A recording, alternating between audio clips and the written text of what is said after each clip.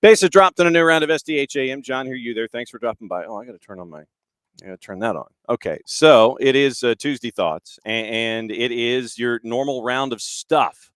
We got a lot of different places to go, a lot of different levels to keep an eye on this morning. So here's the rundown as we have it.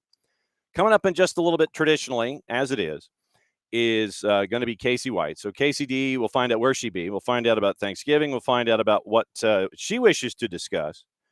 It is college. It is NWSL. A lot of upsets in Division I that we can get into this morning. So there's that. You've got NWSL Championship. You've got Major League Soccer. So wherever KCD wishes to go, we will go. She's coming up here in about 8 minutes. Then 9:40, Kaylor Hodges from the USL show is going to be joining us, and we're going to talk about the USL Championship, as well as teams that have started to make their roster decisions coming into the 2026 season. And we'll find out where folks might be drifting and things like that. If there are any surprises on the folks that have been jettisoned by their clubs, no contract renewals, no option years picked up, those kinds of things. So we'll get into that with Kaylor coming up at 9:40. 10 o'clock, and this is cool. Truett McConnell has been making a big run in the women's side, the NAIA. So we're going to catch up with head coach David McDowell in between days as he gets ready for their run to nationals. Next step for them starts beginning of next week, and they're going to be in the national tournament, to the national rundown, the national finals in the NAIA. So we'll catch up with Coach McDowell at 10 o'clock. And then after that, it is the beginning of our series looking at all of the different host cities that are attached to the World Cup in 2026. And our first visit is Toronto. And we get to catch up with Sharon Bollenbach, the Executive Director of, now this is Sharon's full title, Executive Director, FIFA World Cup 2026, Toronto Secretariat, City of Toronto. And Sharon has a deep background in a lot of the big ticket items in Toronto, FIFA U20 hosting, Special Olympics, Canadian Olympic Committee, Skate Canada.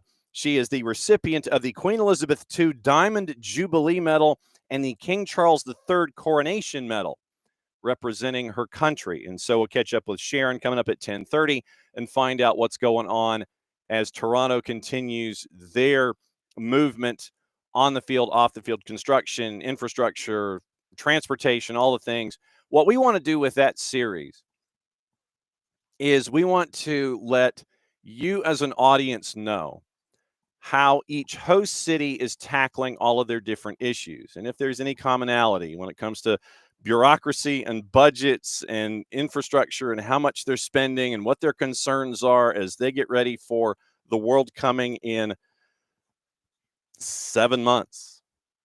It's not that far away. And so what we are efforting to do is catch up with each particular host city, find out about their bureaucratic relationships, find out about where things stand. Toronto specifically is expanding BMO Field by 50%. So FIFA said, okay, if you want events, you got to expand BMO. It has been something that has been talked about a lot in Toronto over the last decade, really. And so they're now moving BMO's capacity to north of 40,000. I think it's going to be pushing 45. And so what you're looking at now is, how is Toronto tackling what's going on as they get ready for the World Cup in 2026? So that's the rundown that we got this morning. So efforting one of the busiest folks around KCD. So we'll find out what's on KCD's mind. We will catch up with Kaylor Hodges. We're going to catch up with Coach McDowell. And we're going to catch up with Sharon Bollenbach in Toronto at 10:30. So that's the rundown this morning. And tomorrow, just to let you know what's going on, it's hopefully Tyler before he has to do all of his Thanksgiving duties. We're going to catch up with Life University on the men's side. Coach Palma, we're going to catch up with him at 10 o'clock. And then Nico Moreno is going to join us at 10:30. and we will that'll be your Wednesday. Remember, no show on Thursday, but we'll be back on Friday to break everything down, as LifeView on the women's side will join us off the top. Then our friends from Major League Soccer join us at 10, and Nino Torres will join us at 10:30. So the Thursday show not existing has split the power hour to Wednesday late and Friday late. And then we'll keep you posted on everything else that's going on as well, and let it roll from there. So it's a fairly stacked show on a bunch of different fronts. And so it's great to see everybody. Morning pars, and we'll see what's going on with everyone as we go here this morning. Opening kickoff. Brought to us by our friends at Kickoff Coffee and kickoffcoffeeco.com. Let me see if I can do this. There's a new layout, so I'm probably a little slower on the draw than I traditionally am. So it's all of the activity that is attached. So it is anything and everything going on that we're here. And I've got a new layout that I'm trying to sit here and juggle. And is it going to be punching a button? Is it going to be doing this? So literally, in the old days, I double clutched on the opening kickoff. So in the old days, the layout was a certain way. And now with program advancements and things like that, you end up with new graphic layout, new buttons you got to push, all these kinds of things. And so I'm trying to navigate that. So if my button pushing is a little slower than normal, we'll get into that coming up as well. And you'll see me make mistakes as the new layout is here. We had the new layout last night on Soccer Over There. And so that's kind of where we are. So me pushing buttons is always going to be dangerous. And so that's your QR code for Kickoff Coffee and kickoffcoffeeco.com right there. Then you hit that QR code and you go there. You buy out the store because we want you to buy out the store. But you can buy out the store at Kickoff Coffee and kickoffcoffeeco.com for 15% off. Use the code soccer down here 15 at checkout. You get 15% off your purchase. They in turn take 10%, reinvest it in youth games, youth initiatives, brought to us by our friends at Kickoff Coffee and kickoffcoffeeco.com. All right. So when Kacey comes in, I'm going to get her thoughts on this too. I don't know if you saw this, but in the Women's Super League, the English Super League, in English Super League play, you had literally a headlock that happened in one of the matches. And so the player who really had a nice 2-point takedown, by the way, it was a nice 2-point takedown, but you don't do that in soccer, first and foremost. So now, I don't know if you saw the video or not, but Roesha Littlejohn, she is now going to be facing a rather large fine and probably a suspension because of, let me see if I can, nothing like an app that doesn't want to behave. It's like, okay, so I want to read the story, but then it doesn't want to give me the story to read. So, all right. So it was a red card against Hannah Kane. So you had Crystal Palace. You had Leicester and Crystal Palace going at it. And you had Eagle star Roesha Littlejohn in a heated exchange Sunday night with Hannah Kane from Leicester, second half. So you had a part of time in the second half. You could see Kane being grabbed around the upper body and basically getting headlocked and thrown to the field.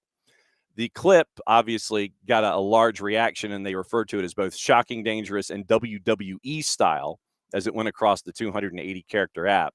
So you're wondering why Roesha Littlejohn would have this kind of a decision and why you would want to do something like this. So since we're in opening kickoff, and KCD is in fact here, we're gonna ask KCD if she has ever been in a situation or seen a situation like we had in the English football. So, KCD. Hi. I don't know if you saw this from Sunday night, and we're in opening kickoff because John is still trying to figure out new technology and pushing buttons and everything. So I'm a little slow on the draw this morning. No I don't know if you saw what happened in the Crystal Palace Leicester match. I did not. Okay. I did not. Basically, what happened was this. You had one player for Crystal Palace as a part of a coming together of players trying to gain possession of the ball. Basically put the opposing player in a headlock in play, like literally a headlock. Okay. And then bulldog them to the ground over a player that was on the ground.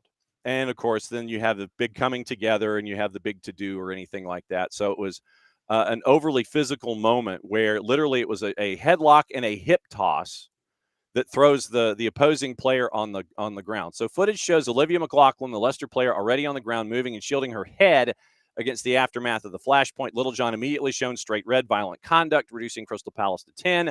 Came minutes after a goal made it 3-0, putting the contest beyond Leicester's reach. And so Crystal Palace taking control, all that kind of stuff. And so now it appears that Rachel Littlejohn is going to be facing a large suspension because of a headlock and a bulldog takedown in game. Have you ever been a part of anything like that? Have you ever seen anything go off the rails like that in calling a match, coaching a match, anything like that? I don't know what would compel an individual to sit there and put an opponent in a headlock and then hip toss them down on the ground as a part of your winning 3-0. Mm-hmm. But I don't know. Have you ever seen anything like that in any game that you have been a part of whatsoever? Luckily, I have not. I've never been a part of it in a game. I've never called it. I've never coached against it. I probably have only seen what everyone else has seen, which is some pulls on the hair that go viral and things like that. I'm glad to hear that they're getting on it swiftly because there's just no place for it from a violent conduct perspective on the field. So I did not see it yet, though. So I am unaware that happened, but I've never been a part of something like that. I don't know what compels any player of any level to sit there and want to put an opponent in any kind of a headlock, a hip toss, and just throwing him down the turf. I mean, we've seen it in heated rivalries and things like that. No, there's no excuse for it, but I didn't know if that is the most recent oddly violent tactic behavior that was shown in a match over the weekend. I just wanted to double check with you and see if you'd had anything go off the rails like that physically in any kind of a match that you've been a part of. I just wanted to double check that. Yeah, luckily not, and I would say it's incredibly rare. So we'll keep it at that and say it's a good thing that it's incredibly rare. So hopefully it stays that way. Yes, absolutely true. All right, so I know that we need to get into college soccer. We'll get into Division I. We'll get into a little bit of MLS and the NWSL title game as well. So college soccer, I think on the weekend in Division I, the biggest thing to take away from all of it was you had a lot of those top seeds who came into the tournament and they're not top seeds anymore because they're out the door on the men's side. You had top 3 seeds and 7 of the 9 go out the door. So it was beyond crazy where you had the men's tournament and the women's tournament. They went a little sideways in Division I. Where do you want to start? Oh my gosh, there's so many things we can talk about. Obviously I do sometimes follow the women's game more just because that's what I'm calling. But on the men's side, excuse me, on the men's side, I think you're right. I've always noticed, yes, there's parity on the women's side as well. It definitely is. It's grown a lot. But I've always felt in the NCAA tournament on the men's side, anyone can win. Like a first round game makes me nervous more than it even does on the women's side. It still makes me nervous on the women's side for top seeds, but it just seems like in the men's game, you have to be on it from the first kickoff of the first round. Even if you have a bye, your first game, you've got to be ready to go. Hofstra gets a golden goal. So Vermont is out the door. And so Hofstra is now in. You get it to 13th goal of the year, 29-match unbeaten streak. Now is a 1-match beaten streak. If you're talking about Vermont, that dates back to October 26th of last year. So the number 2 and the number 3 seeds out the door, 5, 6, 8, 9 out the door. So Virginia loses to UNC Greensboro. Duke beats Princeton, the number 3. Then you have, let me see. So Vermont loses, Virginia loses, Princeton loses, Maryland survives. By the way, where is your Ramses mug? I'm still supporting today. We had 2 big losses this weekend, but Tar Heels for sure. So North Carolina goes up against Maryland, 1-1 after 90, loses 4-3. Washington beats SMU, the number 5. St. Louis beats Indiana, the number 6. Georgetown, the 7, survives UCF. Portland, the 8, loses to Denver 5-4 in PKs. Grand Canyon beat number 9 San Diego. Number 10 High Point beats West Virginia. And then so you finally get to like 10, and it's normal after what happened. So High Point, Bryant, Stanford, UConn, Akron, NC State, Furman, 10 through 16, they're fine. But 1 through 9 was berserk on the men's side. Does that speak more to the first round matchup like you're talking about, or does it discuss parity and not taking a group of 5 conference for granted in situations like this? I think it speaks to the parity, and we've had teams that have proven it all year, but then the actual proving ground is the NCAA tournament. So I just think the parity in the men's league is unbelievable. It always has been, to be quite honest with you, but it continues to improve, and it just shows that from top to bottom, there's some really high level talent in the NCAA tournament.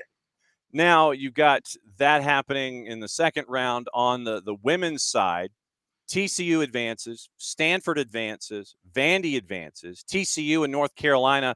Go ahead and raise the mug one more time. Go ahead, raise the mug. Yeah, so there you go. TCU and Carolina 1-1 after 90, and they go to the shootout, and they only survive regulation because of a goal from Camden Fuller. 6 seconds to go in regulation, so it's off a corner. So you get a goal off a set piece with 6 minutes to go, 6 seconds to go regulation.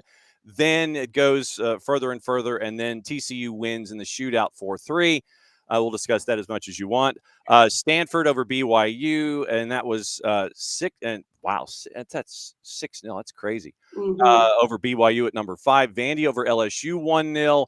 Melania Fullerton, and so Vandy goes to 18-3-2, most victories in a season since '94. So the chaos that we had on the men's side, you had chaos on the women's side as well. So how do you navigate all this chaos? And it talks about obviously about the parity, but it's chaos, people, in the college game. The biggest surprise for me on the women's side was the round before with Notre Dame going out. Yeah. I felt that was a huge surprise. With them losing to Ohio State in the last little bit. So that was a big one. I thought Notre Dame was a team that has what it takes to potentially win a national championship.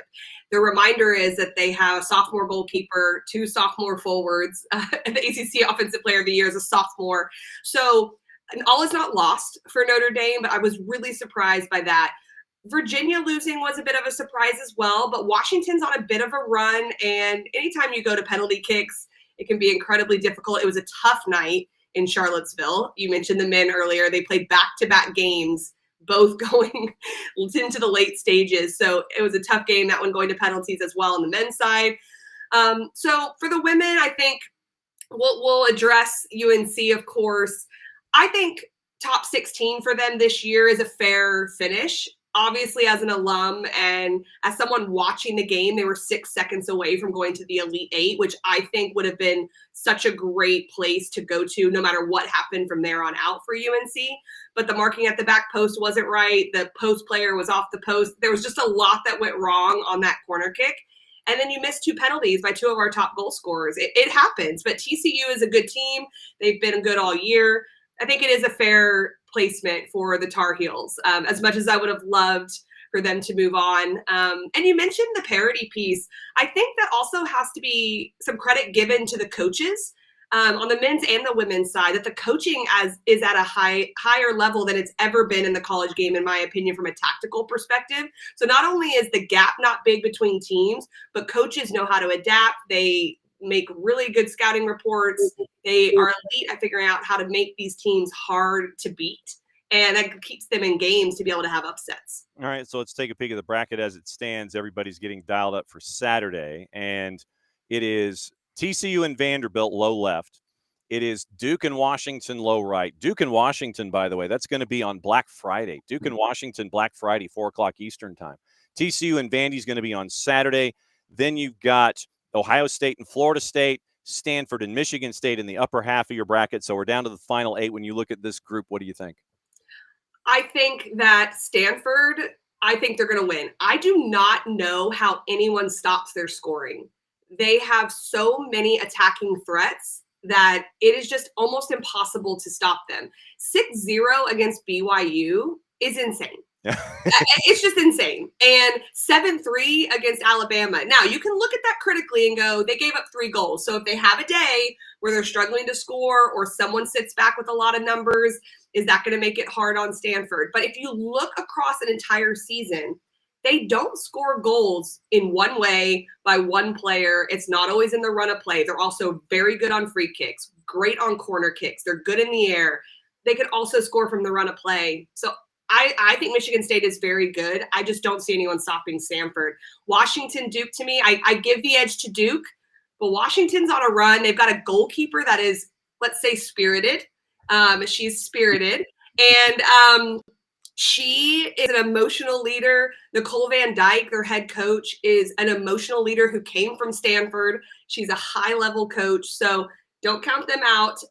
Florida State, Ohio State, toss-up. I would give the edge to Florida State just because Ohio State didn't have the greatest year. They're unseeded, but they're on a run as well. And then TCU Vanderbilt, I have no idea. I think that is whoever shows up on the day, because both teams are very well organized and have a lot of attacking threats. Okay, so we will put those in the hermetically sealed envelope, and we'll have those ready for you next week. We'll see how those age in a week from now. It's right there with you. Men's side, they're a round behind.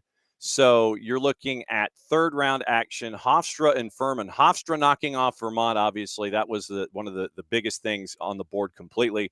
So Furman continues to host. Hofstra ends up on the 30th, which is Sunday. So I have to look at a calendar. I just like 30 days ahead, September, April, June. I do too, don't worry. So Hofstra and Furman. So Furman as the 16 has made it through. Akron as the 14 has made it through after knocking off Notre Dame on the men's side. So Duke and Akron, Hofstra and Furman, Grand Canyon and Portland is the 8. Grand Canyon knocks off San Diego at the 9.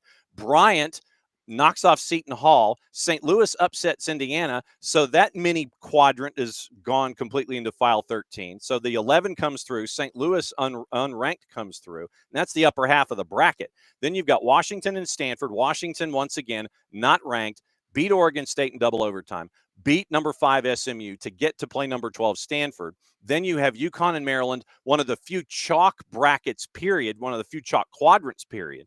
Maryland and UConn, NC State, UNC Greensboro coming through from the SoCon. NC Greensboro beat Furman at Furman in the SoCon title game. They beat Elon and PKs.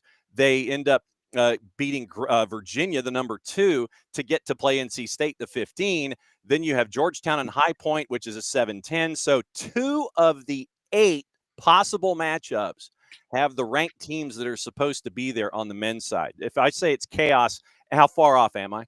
Not that far. It's showbiz, baby. That's what I think. This is the fun time of year. Unless you are the top seeded team, you enjoy this stuff as a fan. You just never know who's going to step up. I'm interested to watch Bryant. Admittedly, I haven't seen them this year, and they've had a really great season. So I'm just excited to watch their journey to see how far they go. Also, that UNC Greensboro NC State game, I find very intriguing. Just being in this local area as well, knowing what that means for a team that's not in a Power 4 to come through and beat Virginia. Can they keep it going versus a team like NC State, who's had a wonderful year? Now, where do you want to go? Do you want to go MLS or do you want to go NWSL? Let's go MLS. Okay, so MLS, we had a decent amount of chaos last night for the most recent matchup of the bunch. We had our friend Adrian Garcia Marquez on the bark for Life at the Murph Dragon, and San Diego advances. San Diego FC takes out Minnesota United, the team that drives you crazy, unless you're a fan of the quarter zip pullover and the T-shirt underneath with arrows. I like Minnesota. What? Okay, so let's. And it's so not my style when I coached or anything, so it's so opposite. I don't know why I like them. I was going to ask. I mean, well, and one of the things that I noticed about them in particular was the idea that you have a team like Minnesota and they drive you crazy because for them, literally the ball has cooties. They don't like it. They don't want the ball. It's just like, nope, I don't want it. No, sir. No, sir. Don't like it. Don't like it at all. And they even do the Luis Enrique PSG kickoff, where they launch it long into the corner, don't want it. They're not going to do anything with it because they hate possession. Apparently, the P word is a bad word in Minnesota. You can't have the P word. You cannot have possession of the ball if you're Minnesota United. So what they do is the Luis Enrique PSG kickoff, launch it into the corner to create an opportunity for their defense to pin you in, to get a short field, turn it over, and end up getting a quick shot on target. So maybe it's that, the art of the chase. I don't know. Well, let's not be dramatic. They still get like 40-something% possession. So it's not like they don't want the ball, John. But no, I'm with you. I think I like Minnesota United for a couple reasons. One, it infuriates people, and I find it hilarious. And so I think there's just a part of me that when it's infuriating to play against, I have a little bit of respect for it, from the way that they manage themselves. Is it the way I like teams that I used to coach to play? No, that's not the route I would go. I am definitely a let's win 5-4 rather than 1-0 type of coach. But that's my style, and that's what I like. The other reason I like them is because there is a level of buy-in that gives me a lot of respect for Eric Ramsey, because it's hard to get players to buy into systems of play no matter how you play, but it's effective. Now, has it gotten them past the conference semifinal? No, it has not, but it has been effective throughout the year. And when you have a coach that can create buy-in and that can create it where there's success that comes out of it, not buy-in just, hey, let's go down with the ship and we're not any good. Like, they're actually a good club, and they follow his lead. I think that's pretty impressive.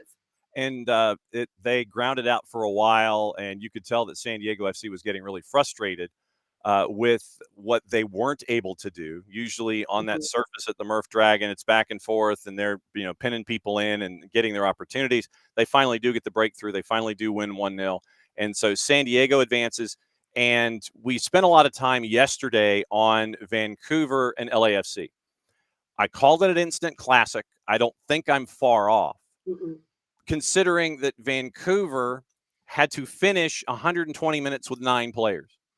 And there were all of these chances that LAFC, literally you had post crossbar late in the second overtime. And, it was just one of the wilder games I've seen, where you end up having to play the final 30 minutes of regulation a man down because of a second yellow. Then you are out of subs and you've got to play with 9, and you're trying to navigate just to kind of get to PKs and make sure that you could get it after you had a 2-0 lead. I have so much stuff going in my head about Vancouver and LA. The free kick from Sonny at 90+4. How insane is it to be able to have that much control of a ball to where you end up throwing a slider upper 90 from 25 that Takaoka has no chance to get to? One of the best free kicks I've seen in a long time, based on context of where it was at in the game, what it meant, but also from a technical execution piece. I was watching from my couch and I jumped up and started yelling. And I was like, oh my gosh. Like, I was so excited. I am not an LAFC fan. I am not a Vancouver fan. I'm a soccer fan. And that free kick got me going. I was like, let's go play some pickup right now. Like, I was ready to go. But you said it, John. Like, honestly, the approach he had to take, you could see Mueller just look over his shoulder and go like, did that actually go in? Because the angle, the way it had to go up and over the wall and curl in was such a minute amount of space that he was able to find. I don't think you are far off from saying it's an instant classic, because not only everything that happened at the end, but the 2-0 lead being erased by LAFC, and Vancouver was flying in that first half. Second half was a lot of fun. Then they do it with the free kick. You go down 2 players, all those types of things. I felt bad for Sonny missing the penalty kick, because they wouldn't have been there if that wasn't for him already. But no top player cares about that at that point. They want to make their penalty. So I felt for him on a human level. But what a fun game for fans to be watching, especially the neutral or the Vancouver fans, obviously, because they got out with the win. Yeah, just under 54,000 record crowd at BC Place to see that. And then Hugo Lloris felt compelled to complain about the surface after the match, the artificial turf. Last time I checked, it wasn't the first time that you played there. If you're LAFC, there's a thing called home and away, and it's not the first time that LAFC has played on that surface. Yeah, I know it's a welcome mat. I get it. It's got weird quirks and bounces and things like that. But look, grass surfaces have weird quirks and bounces Right. too, because the grass may not be mowed the right way. You might have the lawnmower sit there and take a divot out where it's not supposed to. The Mhm. grass may not be even. So I would just ask Mr. Larice to dial it back about 19 It different notches. wasn't talked about before the game, but it was talked about after the game. That just doesn't Mm-mm, look right to me. mm-mm. Maybe talk about it in a month from now, and when there maybe could be actual change. I think that's the way I look at it. His argument's not wrong, or his statement necessarily. Like, if you don't like turf, you don't like turf, and a lot of people feel that way. But you're right. It just seemed to not be the best timing when that was such a great game, Yeah. and it was the last thing on people's minds. Even the players, I would argue. I know I'm not in their locker room and this and that, but I just thought that was an interesting thing to bring out that quickly. Yeah. I mean, last time I checked, sour grapes can be turned into red wine. So that's all right. So then now with Vancouver advancing, they go to San Diego on the weekend. What's your early your early thoughts on that in the conference final? Oh gosh. I honestly have no prediction on this Absolutely. because We just got the matchup last night. I'm just no, but the reason is when you get to this point in any kind of championship run, it's such little margins that separate. And I would have said that against with watching Cincinnati Miami. I'd have been like, this is going to be a tight one. Mhm. And then, then Messi just happened, and I've which heard he that. often does. Yeah, I heard it. And then it's this big blowout. So, like, yes, if a team shows up on any given day and they're just clicking and it's just on for them, it could not be tight. It might end up being something like we saw with Inter Miami winning 4-0. But with this matchup, I just think that there's an emotional piece to Vancouver on top of all the technique, all the tactics that they're able to employ that seems to be guiding them, that they're just fighting. But they do have, their defender, like when they got the red card that's going to be out, that's a big one for me. And San Diego had a little bit of a scare last night. So I think they dial some things up. Eastern Conference, Messi and friends, they just seem like they're steamrolling folks. And now I know, and we got into this also yesterday, and I wanted to get your thoughts. Mm-hmm. A lot of folks have been ishing on uh, Javier Mascherano. Hey, he's never coached at the team level. He's only done club. He's never done team before. And it's going to be a disaster in the beginning of the year. And Javier Mascherano has not been given, I think, enough credit for navigating all of this stuff to get to this point. Everyone seemed to be completely and totally surprised that he sits Luis Suarez, and you end up with Silvetti and Allende up top with Messi to create. But because of what we saw with Nashville in game 3 of that series, where if you got young legs out there, not named Luis Suarez, you can press, you can go quickly and go at back lines that you can't have if you've got Suarez out there that's a part of this equation. So Mascherano goes for the younger players. Silvetti, U19 for Argentina, and you're getting instant results from him. And it's just Messi and friends continue to just push folks out of the building. And, Lionel Messi with this 2 ridiculous passes and 2 of his 3 assists. The top leaders, in my opinion, in any type of work industry know how to surround themselves with people that make them better. So if you have a staff around you, if you have people that are good tactically or they're good with people management, whatever it may be, then you're going to look even better as a coach. And Mascherano is talented in and of himself in a lot of ways, but you also surround yourself with people that you're better as the collective than as the individual. So I don't really buy into this first year coach thing. It's more about knowing what you need to supplement your own genuine personality with to get the right results. So we don't know all behind the scenes what he's done with that, but when I see a first time leader, he's been a leader on the field, obviously, but in a coaching perspective, I have to think that he has also surrounded himself with people that make him better. On top of that, then you make decisions, whether it's as the collective or if Mascherano made it, he obviously has the final say of playing Messi with Silvetti, with Allende, as you brought up. Messi as a 9, Luis Suarez a 9, completely different 9s. We know that. Messi's going to drop in. He's going to play a lot differently. So this, to me, was also a tactical decision that made a lot of sense, especially coming out of that Nashville game. And it also was a people management decision. You came out of the Nashville game, and it was a great performance. You advance on. What do you tell your team if all of a sudden you just insert a player in? Forget that it's Luis Suarez. That makes it hard because you're sitting there going, I've got Suarez on the bench. And if this goes wrong, that is going to be highlighted. But internally, what do you tell your team if all of a sudden you've been performing well and you just go back to what you knew when you're in good form? I think it was a great management decision. We can say that on the hindsight, of course, Yeah. but it certainly looks like a great management decision by him. And I know we'll watch them going up against NYC in the last game of the Eastern Conference. What are you up to on Thursday? What is the KCD family Thanksgiving extravaganza? I'm going to see my dad and spend time with him for Thanksgiving on Thanksgiving Day, so it should be fun. Right on. It's going to be driving to Montgomery and catching up with the in-laws and the big spread that's going to be there. So 2.5 hours down, 2.5 hours back, live football on Friday. So we will catch up again next week. We'll know the championship game. We'll talk about more college, talk about stuff. That's the official term. KCD, good to see you. You and Owen have a fantastic holiday, and we'll see you next week. Sounds good. Bye. Right, there goes KCD, and where she be trying to figure things out and how she's going to navigate the Thanksgiving holiday. Now, rapid fire, bringing in Kaylor Hodges now to talk about the USL Championship and find out what's going on there. So saw the picture of you in the, I guess it was in the bookstore, was it?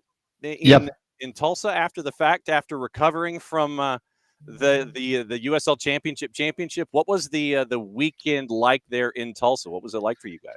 Well, I mean, we drove in right after work, so we got there around 3:30 that morning.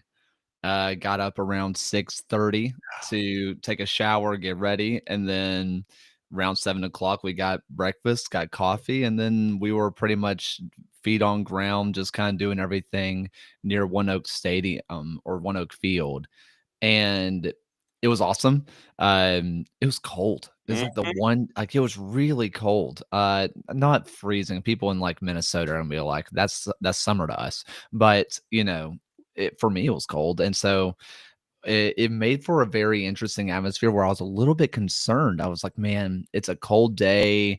It's a little dreary. It looks like it could rain any minute. How many people are going to show up? I turned the corner and the street is just filled with Tulsa fans everywhere. I was in a coffee shop on Cherry, down on Cherry. It's the coffee shop on Cherry Street, I think is what it's called. And there was these two older gentlemen just talking sports, and I hear one of them trying to explain what the USL is to the other. And this is like a 60-year-old man talking to his 70-some-year-old counterpart, and they're talking about getting and going to the game later that day. There was a big atmosphere around Tulsa, so many FC Tulsa shirts everywhere.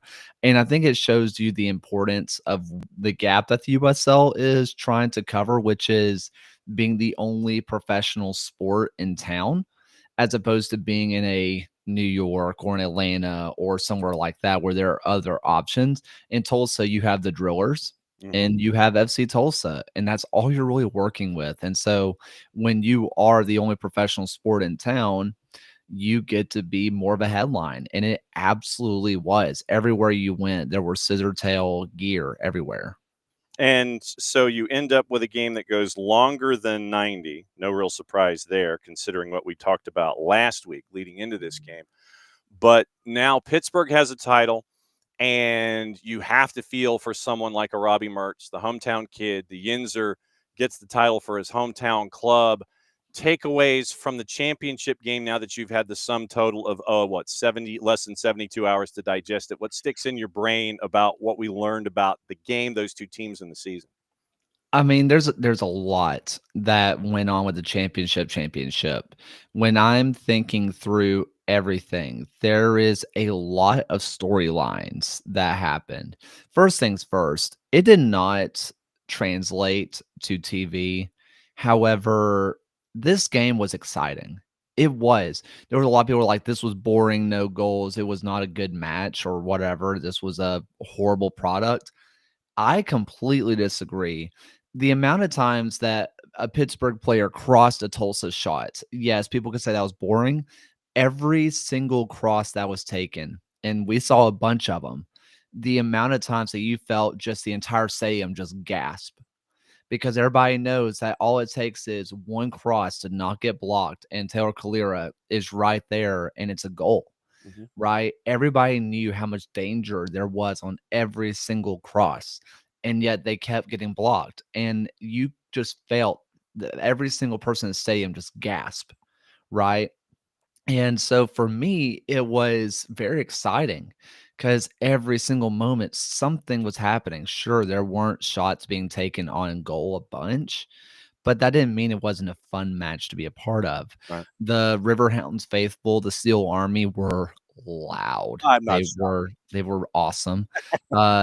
You had the 83 United, you had everybody that was with Tulsa SGs, and they were making that atmosphere an absolute blast. Then there are I don't want to call it political undertones, but there was the little rumblings, the CBA stuff that was going on. The T-shirts that the players were wearing walking out onto the Mhm. field for the processional that apparently was not seen by the national television audience. Correct. They wore them. You saw a brief clip of them wearing it, but it cut away pretty fast. The players wore that out. Not just that. I mean, me and John Morrissey talked to Connor Tobin, who is like the head USLPA guy. We talked to him for a while, and the whole time it was like, this is coming down to it. Like, today is pretty much the day. We're about to see a lot of stuff happen. And you see every PA that's ever existed, like every union that's ever existed on social media, come in support for the USLPA. All this is happening while there's a championship match going on.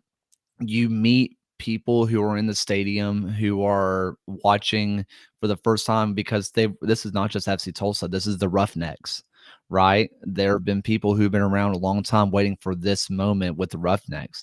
You have the Steel Army with the Riverhounds, where, I mean, I'm 26, the Riverhounds are 26. Up until a couple weeks ago, me and the Riverhounds had the same amount of championships, right? There are people who are married with kids, Robbie Mertz, who had not seen the Riverhounds win a championship from Pittsburgh. And there was a lot happening. And so when it goes to extra time, and I would say probably about 5 minutes into the first half of extra time, both sets of supporters like stopped chanting because everybody was so nervous. Yeah. They could not get it out of them. There were just every single dribble, every single touch. It was just heart and throat, knowing one mistake could be it. And then it made itself to penalties. Tulsa fans got quiet. Riverhounds fans got loud because, and me included, once it got to penalties, everybody knew what was going to happen. And it was really cool because the moment it went to penalties, I moved myself in front of the Steel Army because I was like, they're going to win. The players are going to come immediately celebrate over here. I want to get the shot. And everybody in the stadium knew that it made itself to penalties. Eric Dick is the best goalkeeper in the league. How can you beat him? Yeah. And who's it come down to? Lukic, who has been the super star of this run by FC Tulsa. If there is no Lukic, there is no run. And I told John Morrissey after the game, I might have said it live on our post-game broadcast, that was the moment for me. I check marked whoever scores between Lukic or whoever, wins that matchup, Lukic versus Dick, that's who's winning this game. If Dick saves, then it's Pittsburgh. If Lukic scores, it's Tulsa. That was the matchup for me, and Dick got the best of them.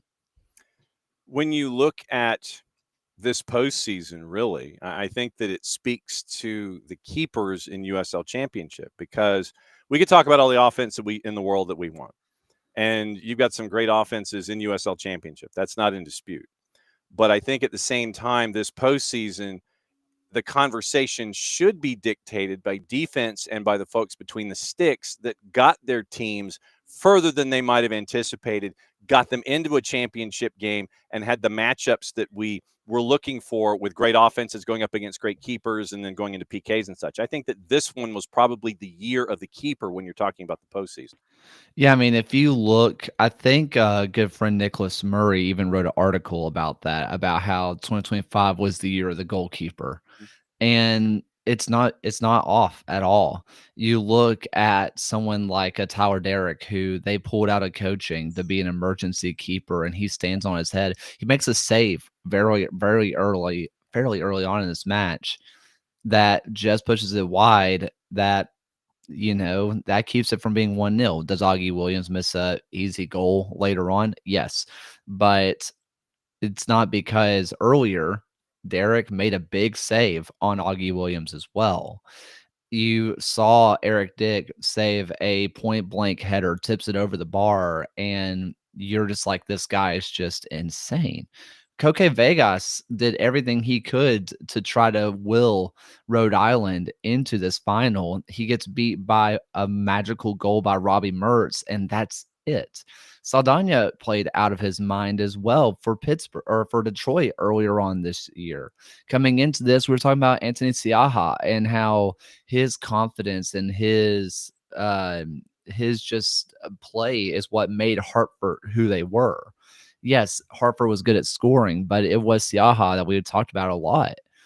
There's so much that we saw with the defensive groups and the core of goalkeepers that you just felt yourself being like, wow, this is the difference in this, because it's not like FC Tulsa is just some defensive powerhouse that just relies on their back line. We saw them absolutely New Mexico a few weeks ago. Offensively, they can do it. They're one of the best this league has to offer. But then you see a Pittsburgh Riverhounds who got better after Bob Lilly was removed from being a goalkeeper, significantly better defensively as well. Mm-hmm. That unstoppable force meets immovable object. Unfortunately for you, the Pittsburgh back line remains unmovable. Do we have any idea, on what sent Bob Lilly to administrative leave, and B, do we have a timeline on any kind of a final decision / return / thanks for your service for Bob Lilly? Do we have any intel on the why and the future of what's going on in Pittsburgh? Do we have any clue whatsoever? There's always rumor that you hear. I don't want to perpetuate anything without any hard facts. However, we've all been around Bob Lilly. You can assume what could have happened. Yeah. One of his rants probably went a little too far, and it is what it is. He is an emotionally elevated individual. Let's phrase it. Yes. As for when we'll find out about, is he returning, will he return? I think Rob Vincent winning a championship immediately, I think, is what you're looking at. Yeah, I think that's definitely it. And it's weird for Pittsburgh because it is a team that, but Rob Vincent perfected. And I talked to John right after the game, and I just said that Pittsburgh became more dangerous now, because not only can they recruit, hey, look at our fan base. It's the Steel Army is one of the best fan bases that this country has to offer, let alone the USL. Yeah. Not only do we have a brand new stadium coming, you want to be a part of that. Not only are we vying for Division I, you want to be a part of that. Not only do we play in one of the most beautiful settings that this country has to offer, that's great. But what's been the number one thing keeping people from playing for Pittsburgh? Bob Lilly. Mm-hmm. You go to Pittsburgh when you're fresh out of college or you're out of places to go. Yeah. That's what happens. Mm-hmm. Now they're playing this really, really fun brand of soccer, and people are going to say, well, are you watching the same final that I did? Yes. You had not seen as much of a free-flowing, fun attacking team as you did in Pittsburgh. Unfortunately, Tulsa's back line was also awesome, but a worse back line, and I promise you it's a 2-3-0 game for Pittsburgh. That's how good of a defense Tulsa played. It wasn't out of a lack of quality for Pittsburgh, and they've looked more engaging going forward. They're playing a fun brand of football that people are going to want to join. Pittsburgh got even easier to recruit. We now have, with the season over, And it's kind of like Major League Soccer, where you've had some teams sit there and make their initial roster decisions if they were not in the championship, and now the gate is open, and you're starting to see some teams with decisions being made and folks retiring. New Mexico United's Kaylor Ryden's retiring at the end of the year, and you've also got Brian Ownby, after a 14-year career in Lou City, announcing his retirement, and you've got teams making their initial roster decisions. Tampa Bay, Detroit City, Lex SC, Oakland Roots, Vegas Lights, Monterey Bay inking Adrian Rebellard, who a multi-year deal. Any names that stood out to you in this initial wave of clubs that are sitting there making their decisions? Either yes, we're keeping him was interesting. No, we're not keeping him was interesting. Yes, we're keeping him. It's a no-brainer. From these early returns, has anything stuck with you? I think more or less looking at one Knox down in League One for me, a lot of their key players that won them a championship not returning, but you can always assume this means they're getting a move up to the championship or they're getting something else, a bigger payday, if you will. Yeah. They're not in Sean Lewis and all those players because they don't feel like they're good enough, obviously. So clearly they're exploring some kind of options in the championship or even higher or abroad. One that might interest Atlanta-based folks is Tristan Traeger, leaving Orange County to join the Air Force. Hey, I mean, we knew that was a part of his DNA, and it's always close to his heart, representing his country, and especially with his university ties as well. I thought that was a no-brainer. Sebastian Guenzati goes to the Cosmos. I thought that was interesting as one of their first signing in USL League One. Mo before. Yeah. So this is more or less a returning home for him. And he wasn't amazing in Detroit. So probably playing down at the League One level is great. He gets to return home and gets to be a hometown hero. So that was kind of a no-brainer. In general, most of these decisions that I've seen thus far have all been they all made sense. Even looking at Lexington, where you're like, these are good players being released, but they're players that did not really make the final cut in the end, with them signing every player to ever live. They just didn't quite make the cut in the end. They're still quality players, though. I'm circling North Carolina. Yes. Who gets to win the sweepstakes? Yeah. And there's already a couple players that are signed on the dotted line that I know about. Okay. And all I'm going to say is sometimes the rich do just get richer. Okay.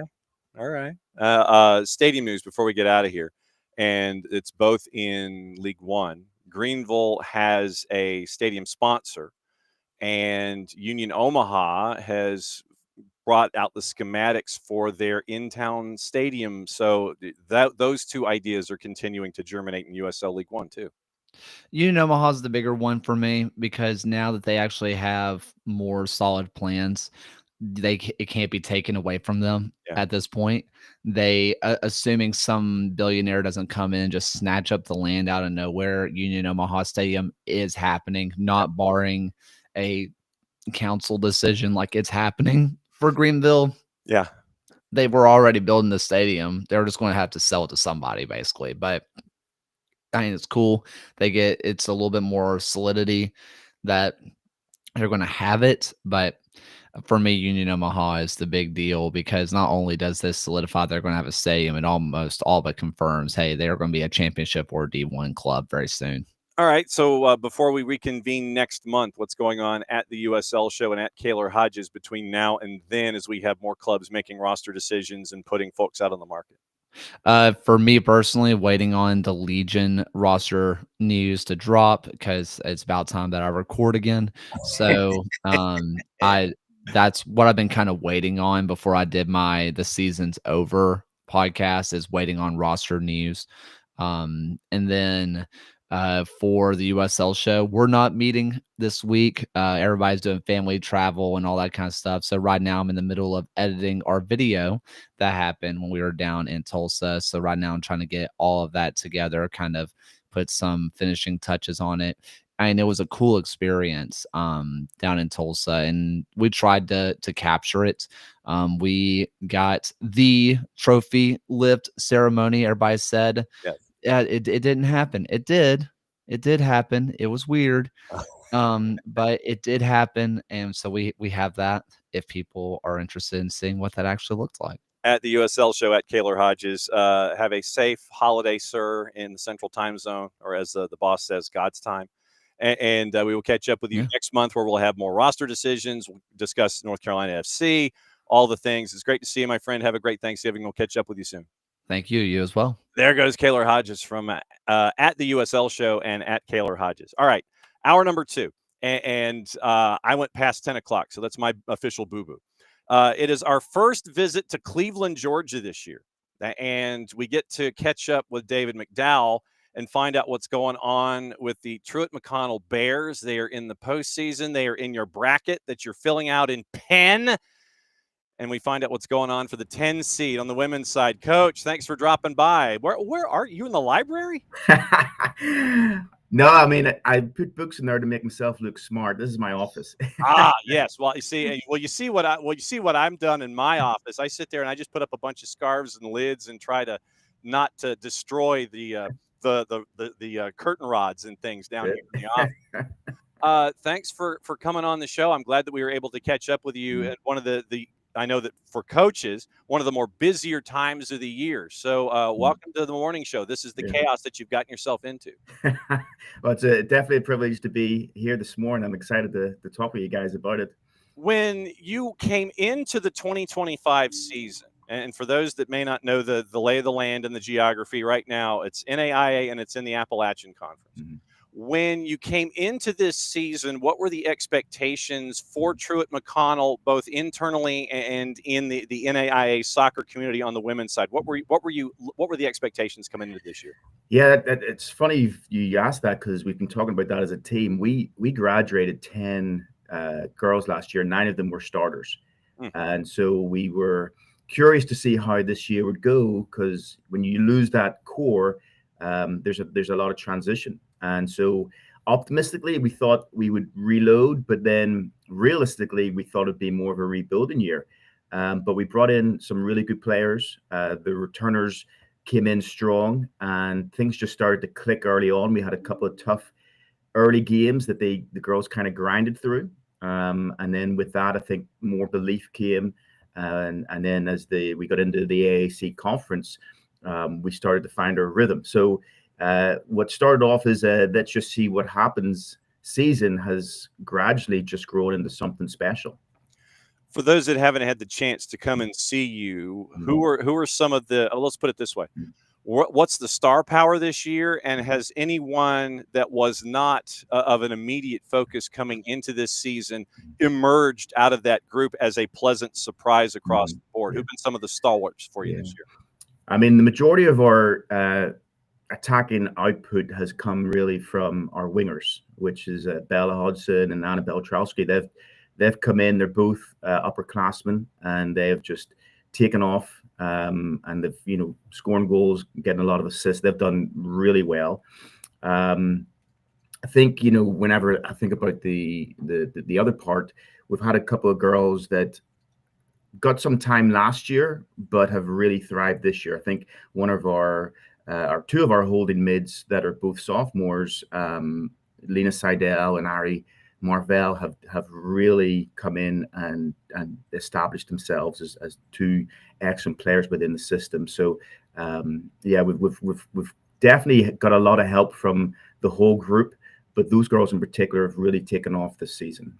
And when you mention that, how have the upperclassmen helped the underclassmen navigate how tough the AAC is? Because I'll get into the conference question in a bit, because it is knockdown drag out at moments when you're talking about life in the Appalachian. How have the upperclassmen helped the lowerclassmen and the underclassmen navigate that conference and navigate that first match that you've had so far in the postseason in the bracket? Right. Yeah. A lot of our discussion this year has been on standards. And I've been at Truett now just over 20 years, and that's one thing that we've wanted to emphasize from the get-go. And so whenever you have a new group such as we have this year, it's important that they grasp those the importance of our standards and what our culture is. And I feel like the upperclassmen have done that really well. That, as I told them the other day, that they've really made this team their team, and they've emphasized the importance of the little details, the importance of coming to practice every day, wanting to compete, and then in games, taking nothing for granted. And I think they've really enforced, especially through their actions and their habits. I think the upperclassmen have really enforced the standards of the program. Number 12 team in the country right now after the season and the conference and getting into the first round of the playoffs with a win. Like I said, we'll get into that stuff in a second. Here's my Appalachian question. For someone who hasn't had the chance to see how nuts it can be when you're playing in the Appalachian, how would you break down where there are very few respites that you get in conference play? How tough is it to navigate the Appalachian Conference on a year-by-year basis? Yeah, I know it might sound a little bit arrogant, but we've been winning the conference the last 8 years. And so what we're finding whenever we do compete in the AAC is that a lot of the teams, they're bringing their best game. It's almost their hope that they can be the ones to beat Truett. And so every game, while we can prepare for each opponent, that opponent usually shows something different, whether it's a different shape, different formation. A lot of times we're coming up against a really low block that we have to break down. So it takes patience. It takes a discipline to stay focused on what the game plan is. But every game, we know that particular conference team is saying, we have a chance to knock off Truett. We have a chance to beat the number 12 team in the nation. And it puts a massive target on our backs, but I think the girls enjoy that part of it. One of the other things that you notice about your roster is I think it's 9 different countries that are represented. Yeah. So it is you're dealing with everything from Wales to the Netherlands to Germany to Canada to Bogart and Pendergrass, Georgia. I mean, it is a lot of different metropoli, for the plural metropolises, a lot of different metropoli coming together for you and that staff to make that Truett McConnell roster. Yeah. How much of a challenge is it, to recruit to Truett McConnell? Because there's a lot of European talent that has made their way over there to be there in the North Georgia mountains. How difficult is it to recruit Europe to convince them to go to Truett? And then when it comes to blending everyone that comes in, whether it's Canada or Europe, with everyone from the state of Georgia that's a part of this, how difficult is it to navigate that melting pot? Yeah, that's a great question. I mean, it's tough, and I would say the majority of our time as a coaching staff is put into recruiting. I mentioned earlier the importance of our culture, and our culture is based on finding great players, but also great people. And I'm a big believer that if you can create that family environment where you've got a group of girls that they're more focused on the interests of their teammates than themselves, you can do some really good things. And so we found over the course of time, the more that you recruit that type of player, that type of student athlete, it attracts other girls to come to it. Plus, again, I know it sounds arrogant, but our playing style has become quite appealing to a lot of girls. We are a very possession-based team. We encourage girls to be on the ball, and when we recruit, we try to find girls that value the ball no matter what their position is. So in most games, without exaggeration, we probably have about 70% of the ball, and so the girls like that aspect, that they're encouraged to be brave, they're encouraged to take chances, and I think that combination of our playing style plus a culture that focuses on the person just as much as the player has allowed us to recruit some really top level players, both within the United States and overseas. And as you know, Atlanta's, it's a hot spot for soccer as well. And so we can find some really, hidden gems within Georgia and mix them with just some top level internationals as well. What's it been like for you to see the game grow the way that it has on the high school and the collegiate level, where you look at your roster, and for us, when we cover the high school game, and I'm just reading high schools here: West Lawrence, East Hall, Carrollton, Columbus, Walnut Grove, Whitewater, Hebron Christian, Eastside, Jackson County, Callaway. I mean, these are some heavyweight schools in the lower classifications in the state of Georgia that you're sitting there and going, you, like what you're doing. I mean, these are some heavyweight schools that you're bringing talent from. Yeah. Yeah. And we do a lot of work in our recruiting process, and, you know, we don't just kind of throw out a big net and say, oh, let's hope we get a certain group of girls. We're very specific in who we're looking at. And as I mentioned, you know, we're finding girls that are coming from those heavyweight schools that say, yeah, there's other options and I could go to this school, but there's something about Truett, whether it's the family atmosphere or the success of the program, that is encouraging girls to say, yeah, I want to be a part of that. And that's very important to me, because as the girls know, you know, we emphasize so much being a big family, and it's hard whenever you have a large team to have that family atmosphere. But again, when you have girls that embrace what the culture is, you know, no matter where you're coming from, once you buy into that, you're going to have success, in my opinion. How much of a culture shock is it for the players that come from Europe to see what life is like up there in Cleveland, and the integration of all of that stuff? Yeah. Oh, yeah, it is. I mean, I try to be as open and honest in the recruiting process with them to know, okay, this is what Cleveland is. We'll do a little Zoom call where we show them campus and the surrounding area. But seeing it and hearing it is one thing, but once you get immersed in the North Georgia mountains, it's different. You know, even little things such as, you know, in Europe especially, you walk everywhere, or there's a lot of public transport. You know, in America, you drive. I mean, girls will drive from their dorm room to the cafeteria, and it's like 200 yards. So yeah, even the little things make up that culture shock that you're referring to. So yeah, it takes some time to assimilate. But I think, again, when, you know, you're within a team that says, here, I'll help you with this. Do you need a ride here? Or, you know, do you need me to help you with your phone or whatever it is? That helps the assimilation happen much smoother. David McDowell, head coach of the women's side at Truett McConnell, hanging out with us here as they are getting ready for the second round of the NAIA tournament. And I mean, look, I as someone who has been on that campus, I know that lactic acidosis is not my best friend, because if all those hills that are there on that campus, if you're not properly hydrated and everything, you've got to be ready for that campus, man, and going into downtown Cleveland. I know all about it. But at the same time, you're looking for a specific kind of individual to be there at Truett McConnell. It's not just the on the field stuff that you're looking at. You're looking at the whole person, because of the devotion that you have to giving back to the community. And I thought that the numbers, the number of man hours, the number of player hours that you guys give back to the community, I thought that was another cool aspect. And I know that when you're looking for those student athletes, that's got to be another part of that too. Yeah. The one of our core values that the girls hear from me a lot is servant leadership, and then the other one is excellence. And I'm a big believer that, you know, it's not just about what you're doing on the field. You want to pursue excellence in every area. And, you know, for me personally, you know, I've been given a lot, and I think it's important for these girls, especially in today's culture, to understand the importance of giving back.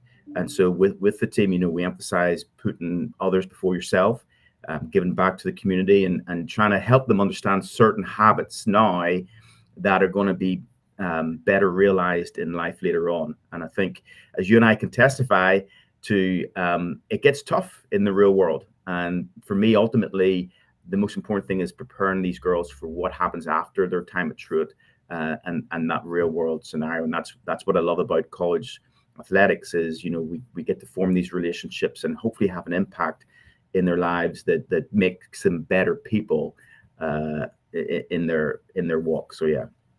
When you look at the bracket, it was a second round matchup, because you bypassed it as the number 12 national ranked team, the number 10 seed in the overall tournament. You guys were waiting. You're in the second round. You're waiting to look at everybody else on the 20th.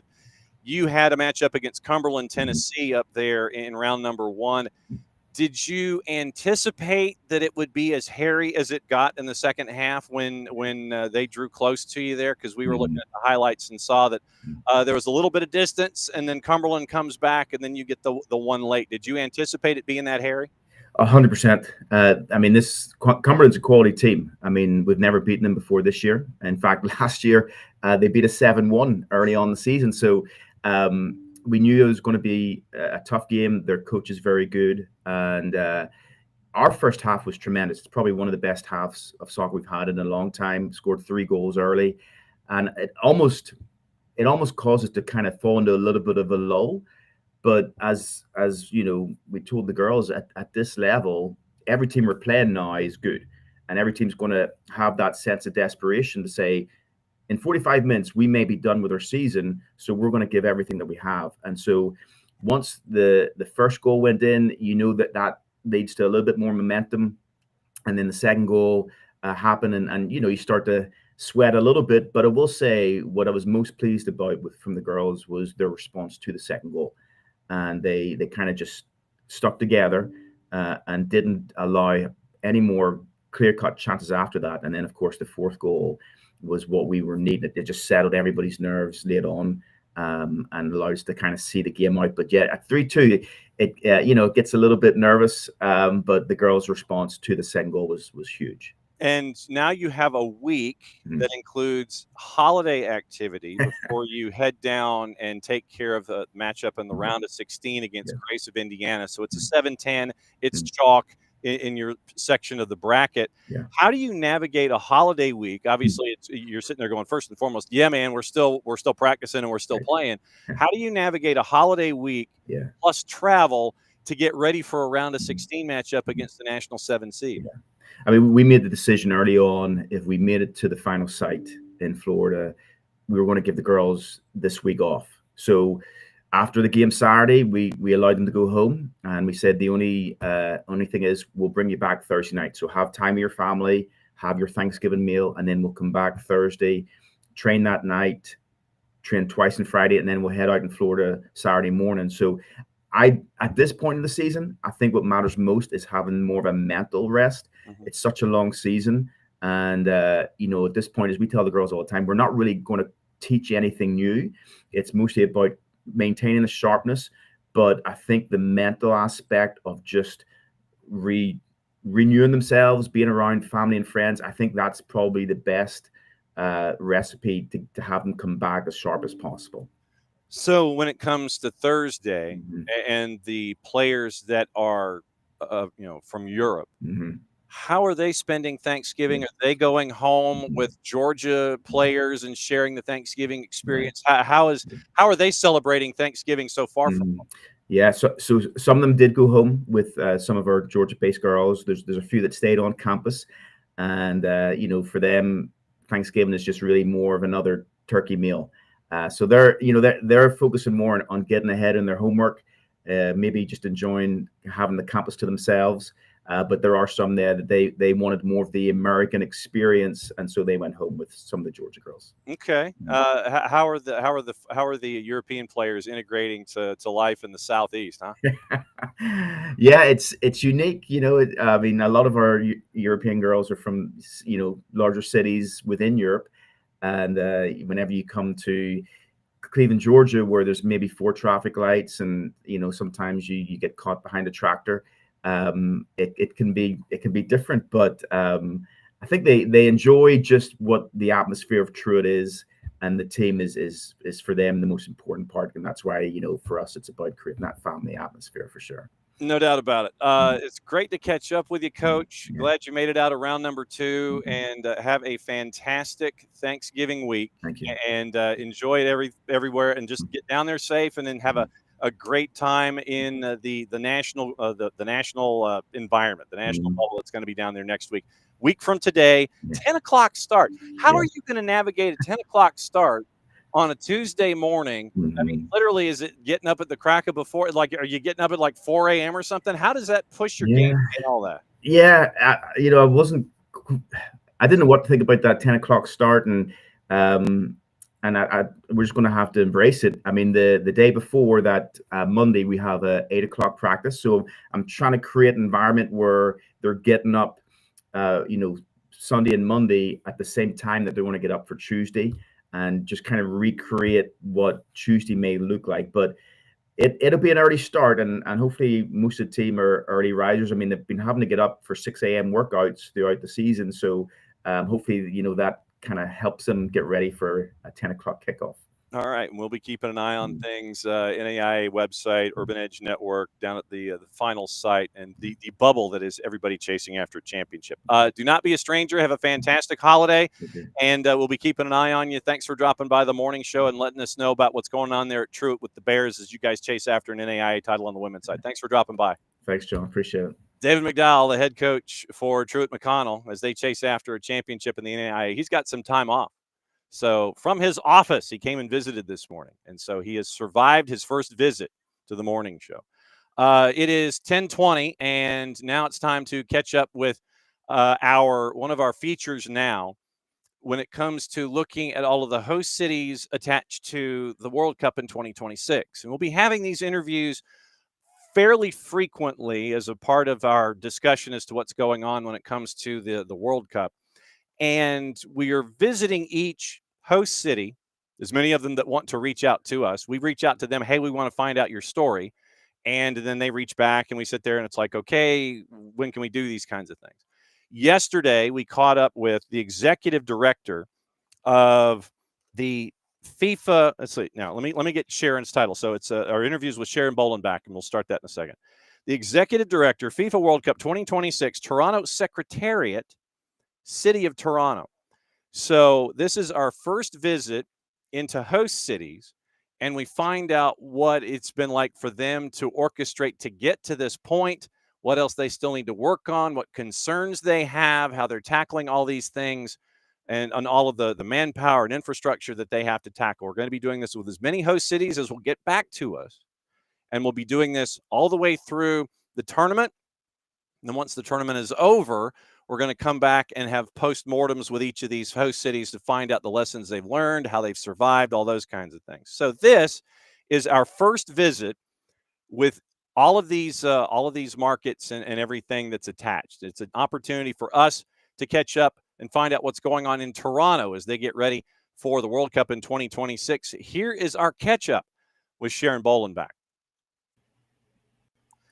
So, Sharon, let me get this straight. Now, I think, if I'm not mistaken, you probably have the front and the back of the business card all covered up with the title and all of the responsibility. So I looked this up, and tell me if I'm wrong. Executive Director, FIFA World Cup 2026, Toronto Secretariat, City of Toronto. Is all four columns, is that square? That is correct. Yes. So with the history that you have with big ticket items and large events there in the GTA, I mean, we're talking FIFA U20, we're talking Special Olympics, COC, Skate Canada. What attracted you to this particular job at this particular point of your career? Yeah, you've done your homework. Well, I've come into this role from Special Olympics, as you mentioned, where I had been for 16 years. The last 10 as the CEO of Special Olympics Canada, and loved my work there, loved the organization. I will always have a soft spot in my heart for Special Olympics, but I was ready for a change. I was ready for a new challenge. Felt like I maybe had another leap in me, and the opportunity. I had worked on the U20s that were in Canada in 2007. I was the general manager for the Toronto site. And I thought, you know what? We've got a World Cup coming. It's a once in a lifetime opportunity to be part of this event, to be part of bringing this amazing global event to our city, and decided to throw my hat in the ring. And here we are. 18 years later, how different is it planning for a World Cup as it was planning for the U20s for FIFA back in 2007?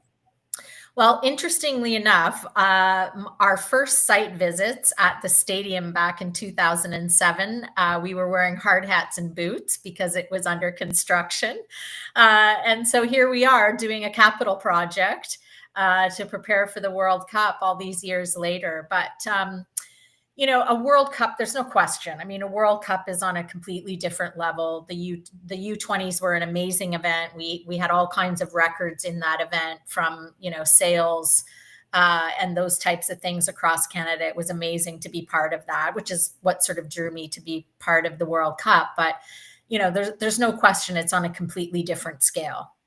How many different, I guess, venues are in play here, whether we're talking BMO for the actual soccer, the practice facilities, housing athletes, housing all the support personnel, all of the ancillary things that you're talking about, the game day events? How many different venues are you and the staff there having to coordinate to make sure that everything is going on a daily basis the way that it should during this month that is going to bring the world to Toronto?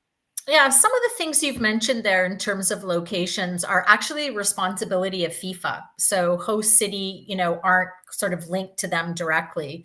So as a host city, we are, of course, responsible for getting the stadium ready. And in this case, probably mid-May, we will literally sort of hand the keys of the stadium over to FIFA, who will then take over the operations. We have, as you mentioned, we have a training site, which in the case of Toronto, we needed to build one new pitch and the field house and amenities that go with that pitch. And we chose to have our training site at a large urban park in Toronto that we're very proud of, because that training site will be one of our legacy items post-tournament and is part of a 10-year master plan of redevelopment. So we're excited that we could tie that into a priority of the city that already existed, and we'll support that. And then we'll be hosting our FIFA Fan Festival in a location, it's called Fort York and the Bentway, in sort of the downtown core of Toronto, a short walk from the stadium, actually. So those are the main ones we're managing as a host city. And then things like team hotels and and FIFA guests and others coming from FIFA are managed by FIFA themselves. All right. So I know that you probably have somewhere in your office, you've got the 4 foot by 6 foot, probably wrapped around 2 walls, the dry erase board that's got all of the different things and the arrows and all the different colored markers and all this kind of stuff when it comes to to-do lists. Might be on a Google Doc, might be on LegalPad, kind of like what I still do these days. Where is that to-do list, and how are you in the process? You mentioned a couple of dates with BMO and such, but where are you on the road of crossing off everything on this list, getting ready for something that is only 7-8 months away? Yeah, that countdown clock is ticking away. There's no question about it. And myself and the team and those partners and stakeholders working with us are certainly feeling that. Lots to do, not going to lie. We've got, as with any big event, there's always, the stuff that comes at the end. But we've also accomplished a lot. We've really, I'm really proud of some of the promotional things we've done. We had an excellent 1 year to go celebration here in Toronto, a public event that was very well attended, people showing up with their favorite jerseys on, celebrating all things football, which really kind of, was heartening for us to know the type of support we're going to see in Toronto and the energy and excitement around having this event in our city. In terms of like big items, I think that the two kind of key, well, there's probably more than two, but a couple of the key ones that come to mind for sure is we are doing a capital project at the stadium. To meet FIFA requirements, we actually have to increase the seating capacity. The stadium currently holds about 28,000, and we need to be at a minimum of 45,000 as a host city for a World Cup. So we are adding temporary seating to our stadium to get us up to that capacity. And we're doing a host of other upgrades and things at the stadium that, again, will be legacy items that will improve fan experience post-tournament. So we are complete with phase 1 of that capital project and just launching phase 2, which is really steel starting to rise for the structures for the temporary seating. So that's been a massive project that really has one of the things that kind of had to start day one because we needed the runway to finish that project off. The second big item for us here in Toronto, and you may have heard about it on the news, is our traffic. We have, crazy traffic and transportation congestion here in Toronto.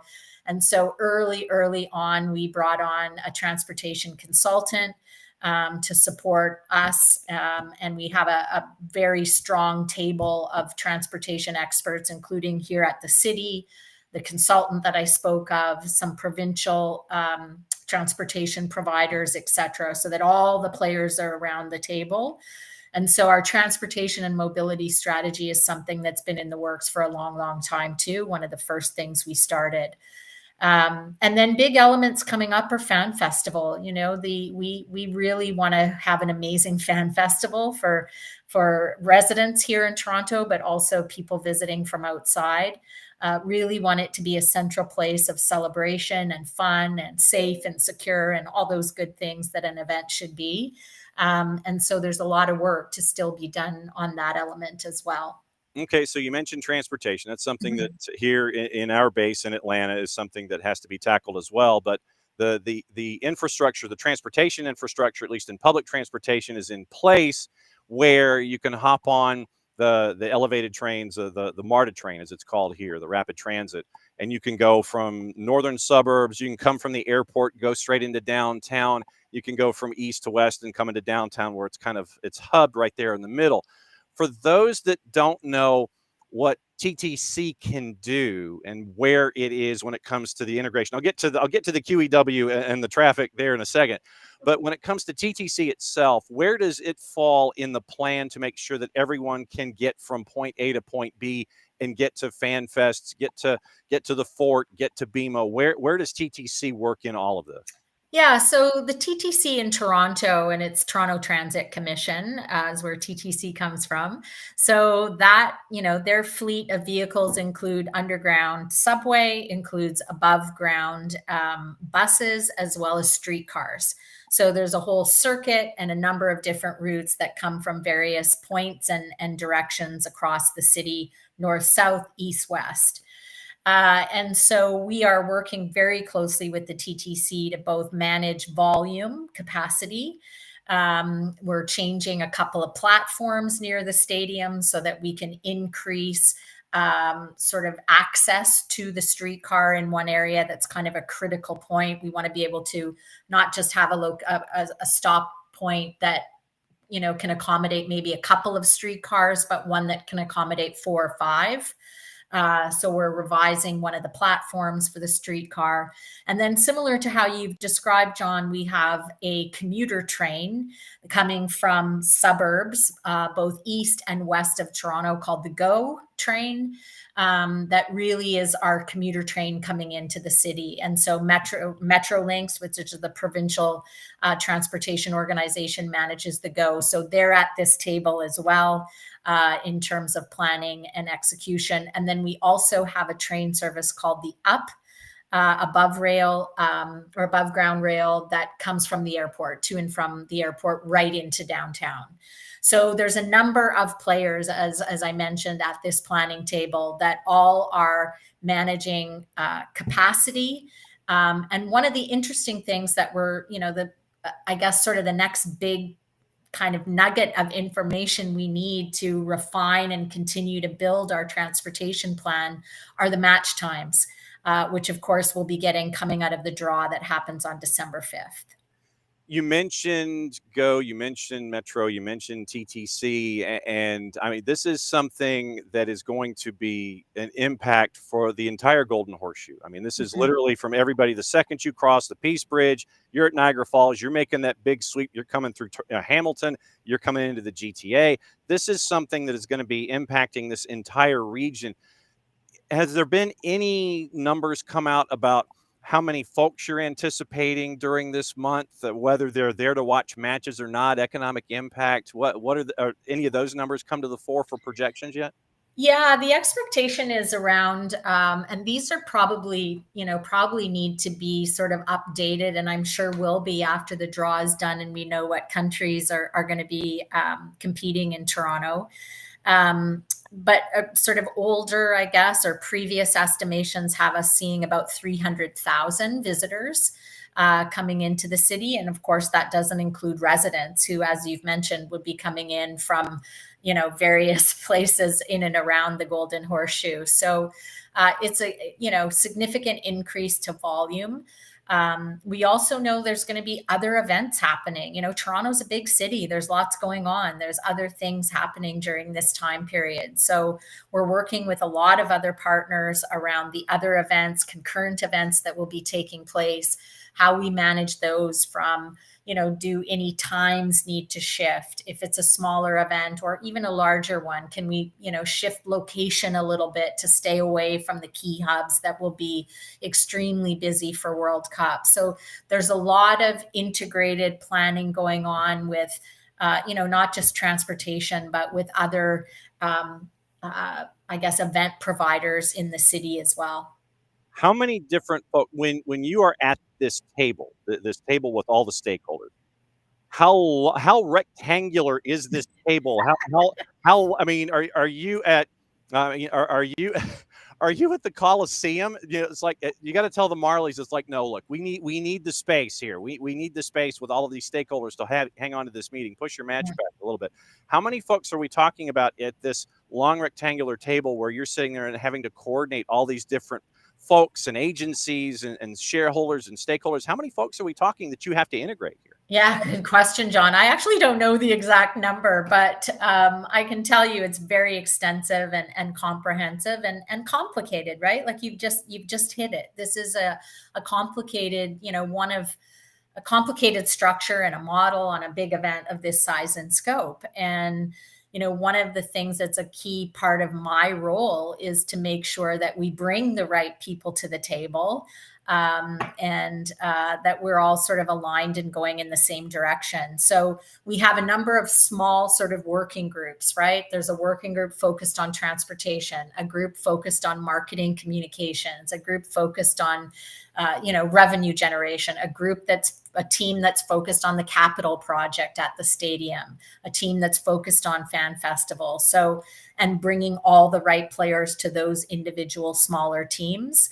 And then we meet sort of as an overall operations with the key leads from those groups regularly to bring all the folks in so that there is this bigger picture lens that, those smaller groups who have a very specific task and focus know that they're part of a bigger picture, and whatever they're planning needs to tie with the next group and the next group. So it's sort of integrating all those sort of very focused plans into one larger plan that sees the event as a whole be a success. How daunting a task is it with all of these subcommittees and subgroups and rectangular tables that go through the horizon and start at the start at Skydo and work their way to the Air Canada Center and the post office here? I mean, how many different subcommittees are we talking here? Yeah, it's a lot. I mean, our organizational chart is extensive, and our model here in Toronto, which may be different. Your listeners might be hearing different models from different cities. The secretariat group specifically, is quite small that we have here at Toronto, but the model is very much one where we're tapping into the expertise of people either within the city or externally to the city.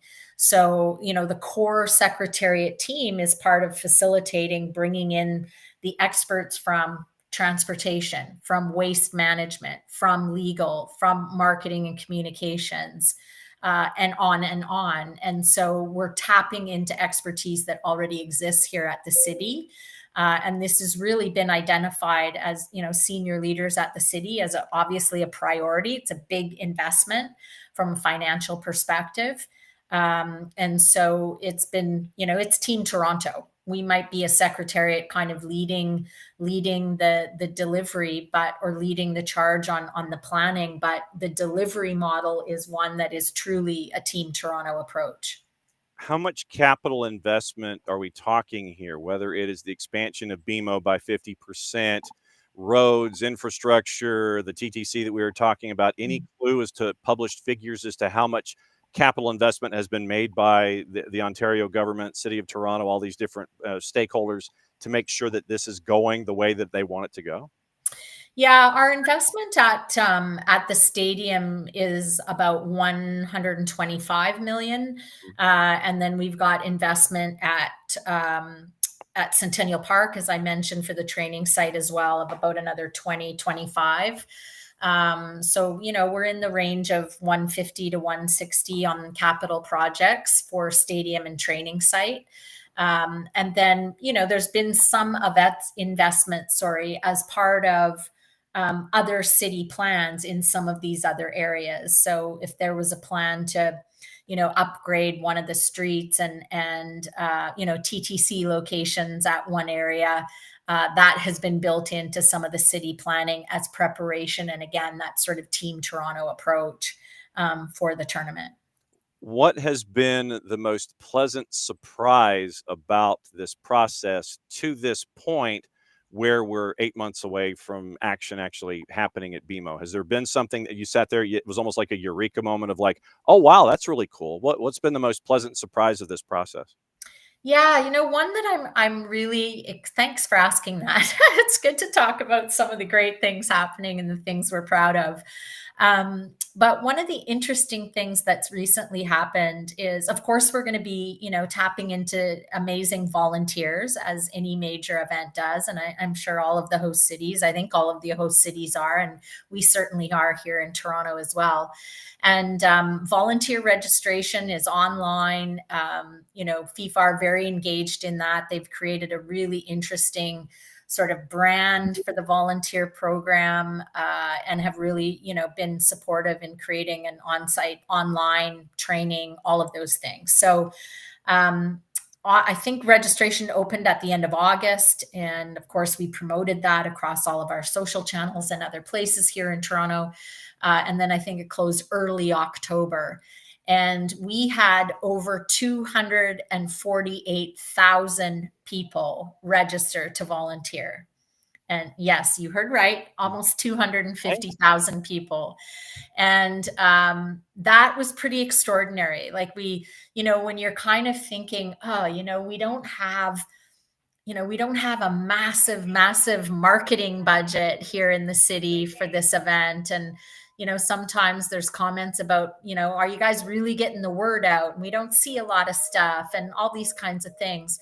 Well, 250,000 people took the time to register online and are willing to give of their time and talents. And they're excited enough to give up time and talents to be part of this event. So somewhere somebody's knowing something about it. So that was a real win for us. And I think we all sat back and went, wow, this is super cool. Like for me, having been involved in sport my entire career, you know, it was a real, I guess, moment where you sort of go, hey, that's part of our Canadian culture. It's part of our culture that we volunteer and we step up and we get engaged in community and we want to be part of these big events. And, you know, sport in Canada does not happen without volunteers. And we were the highest registration number of volunteers out of the 16 host cities. And interestingly enough, Vancouver was second. And so to me, that does really speak to a Canadian culture of volunteerism, of supporting sport, of wanting to get involved and be part of these big events in our communities. Yeah, so that's a really exciting one that we're really proud of. And I think is a bit of an indicator of some other things, that just the interest, bottom line, the interest in this event. And what I'd like to do is put a bookmark right there in our discussion, because we want to come back and visit one more time as we turn the calendar and get a lot closer to the games actually happening. We want to come back, do a bit of a check-in, see how you're doing, you know, see if you need any cold compresses or anything, or if you need to, you know, if anybody needs like the Theraguns or anything because of typing and being hunched over, things like that. We'd love to come back and touch base and find out how things are progressing as we get closer and closer to the World Cup on the 26th side of the calendar. I can't thank you enough for being this open and honest about the process. Look forward to asking more questions, finding out more things, and getting ready for a 26. Thanks for dropping by the morning show. Happy to share, John. Look forward to talking to you again. Sharon Bollenbach, the the executive director of the Toronto committee for the World Cup in 2026, and we want to thank them for giving us the opportunity to catch up with her and find out how they are navigating all these different things that you have to navigate to get into this World Cup situation. So all the things, we're going to be keeping an eye out and keeping an ear out for all that stuff as we go forward. And it's great to be able to touch base with each of these bid cities, these host cities, and find out what it's like for them as they get ready. Because like we were mentioning, it is basically 7 months before the World Cup starts. And so we're going to try and catch up with as many of the different host cities as possible. And we can't thank Toronto enough for helping us out with that. Now, let's get into news and juice boxes and everything else before we get out of here. And it'll be kind of a rapid fire thing. Once again, thanks to the World Cup Secretariat in Toronto, FIFA World Cup 26 Secretariat for the City of Toronto. Thanks to all of them for helping us out. Thanks to Truett McConnell for letting us catch up with them there. Thanks to Kaylor Hodges for catching up with him in Birmingham about the USL Championship. And also thanks to KCD before she heads out for the holidays. So KCD, Kaylor Hodges, David McDowell, Sharon Bollenbach to get everything squared away to this particular point. Now, let's get you into Champions League, let you know what's going on today with juice boxes and such. Now, we're still in the league phase. And last night we went over the numbers as they kind of exist heading into today. So 2 matches at 12:45 in the league phase. Then you have 7 that are in the league phase at 3 o'clock. Probably should golasso that. And so you'll have an idea as to what's going on with all 7 at the same time. The 2 at 12:45. Benfica favored at a +106. At Ajax, who's a +247, draws a +264. Galatasaray favored at home at a -141 against Royal Union at a +358. Those are your 12:45. Right now, the 3 o'clocks, Bodo Glimt, an underdog at home. Remember, we talked about it last night, should be snowing, maybe an inch on the ground, temperatures in the low 30s Fahrenheit, not Celsius. Low 30s Fahrenheit at Bodo Glimt. Bodo Glimt to +209. Juve visits at a +121. The intrigue will be there for that one, but Juve is favored. Chelsea and Barca, that one right now at Anfield is a +122, and Barca is a +202, and your 90-minute draw is a +283. Dortmund on the minus side at a -120, hosting Villarreal at a +311. Also, it is Manchester City and Bayer Leverkusen. Manchester City is a -370. Big favorite at home, Bayer Leverkusen, a +864. It is Marseille and Newcastle. Marseille, a dog at home. Newcastle favorite at a +141. Napoli, a -370, hosting Karabag.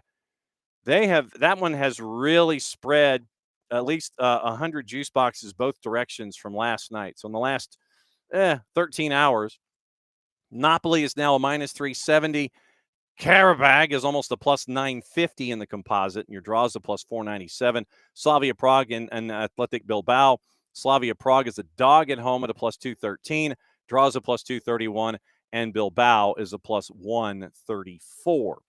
Looking at what to watch, where to watch, and how to watch it, just so we can navigate everything that's going to be out there today. We'll get into news in a sec.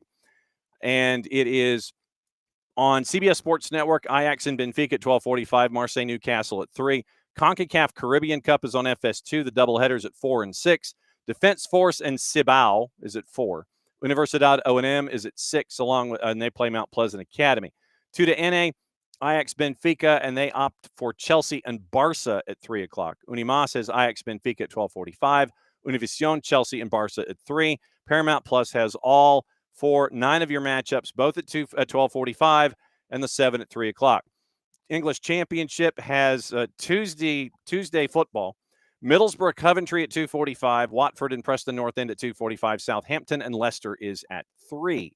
So that's what to watch today when it comes to activity overseas. You have nothing going on in the colleges until Friday, and that's the quarterfinals in Division I. That is Duke, Washington, Stanford, Michigan State, Florida State, Ohio State. That starts everything in Division I on Friday. Obviously, NAIA is positioned for next week at the championship sites, and Division II and Division III. We're trying to catch up with our friends at Emory and find out as they are navigating as well now with both men's and women's teams in the Final Four. So that's your college activity today and what to watch today as well. Now, let's get into some of the news and notes. And we talked about what happened last night late. 1 goal on the board, that's all you needed. San Diego FC advances. They're going to take on Vancouver. They're going to host Vancouver. That is going to be on the weekend with your Eastern Conference final and your Western Conference final. The times have been decided for those, and it is going to be Saturday at 6 and 9. Messi and friends right now minus 196, hosting at New York City at a plus 421, draws a plus 367. San Diego at home, and remember, traditionally they are worse at home than they have been on the road this year. San Diego FC a plus 125, Vancouver a plus 188. Your 90-minute draw right now is a plus 252. So keep an eye on that as we go. And right now, that's your rundown for MLS and their Final Four. Idrissa Gueye has apologized for slapping a teammate and getting a red card yesterday. Everton did beat Manchester United. We're waiting for the new episode of the 3D, and that is with Drew Dickinson and a special guest to discuss what happened yesterday on Monday Night Football. But Idrissa Gueye he's applauded by his teammates for apologizing for slapping a teammate. So he slaps a teammate, and he apologized immediately, and his teammates applaud him for apologizing immediately for slapping a teammate. So there's that. Let's see. So FIFA has deepened Saudi ties with $1 billion deal to fund global football infrastructure, from Paul McInnes at The Guardian. We didn't get into this yesterday. FIFA has announced the creation of a partnership being pledged to fund the development of infrastructure across the globe. Game's governing body announced that it had signed an MOU, Memorandum of Understanding, with the Saudi Fund for Development that would lead to it offering discounted loans for the construction and rehabilitation of stadia and other infrastructure. Under the arrangement, priority for any loans will be given to developing nations. In a statement, FIFA said the new partnership would, quote, seek to support national governments in designing, financing, and building modern multi-sport venues. Funding was needed, according to Gianni Infantino, to build the kind of stadia that would enable countries to stage FIFA-approved tournaments. Sentences after that, only the latest after the addition of the latest edition of the relationship with the FIFA and Saudi Arabia, hosting the Men's World Cup in 34. Aramco is a major worldwide partner in a new 4-year investment. So that is the latest with the international activity. Paul Pogba, once again, after 2 years, is back. He got a cup of coffee with Monaco on the weekend. And you have, let's see, I'm trying to check and see if there's any other stuff that is going on. We mentioned Rangers sacking the top 2 in their front office. Middlesbrough have appointed a 37-year-old manager to boost their push to promotion. Kim Hellberg. Borough is going to pay £250,000 to bring him from Hammarby. Swansea have appointed, missing out on Hellberg, so they are appointing a manager as well. So Swansea have appointed Vitor Matos to take in the 37-year-old from the Portuguese second-tier club Maritimo, where he took his first head coach's role back in June. Spent 5 years as the elite development coach at Liverpool under Jurgen Klopp, and has worked at Porto and in China. Taking the tour once again, I'm checking to see if there's anything that we might have missed in the morning. Morning Pars, morning Ricky, morning Kefsey, morning Abby. And it's great to see all of you, and thanks for hanging out with us here on an Information Tuesday. So it's all information all the time today. So trying to see if there's anything else that we might have missed. Let's see. The Liverpool parade crash trial is underway. David Moyes. Yeah, I forgot to mention this. David Moyes, after Idrissa Gueye was sent off in the 13th minute for slapping Michael Keane, post-match press conference, David Moyes said he was pleased that they were, quote, fighting as it showed me that they cared, end quote. If we hadn't got that fight and resilience like they showed, we never would have got through the rest of the game, he said. So Keenan Dewsbury Hall scored 17 minutes later, first time they won a game at Old Trafford in the Premier League since 2013. So David Moyes is down with the fighting, apparently, between teammates. So he's cool. He's cool with them fighting, I guess. As long as they win, he's cool with them fighting. So we'll find out what the latest is with them there.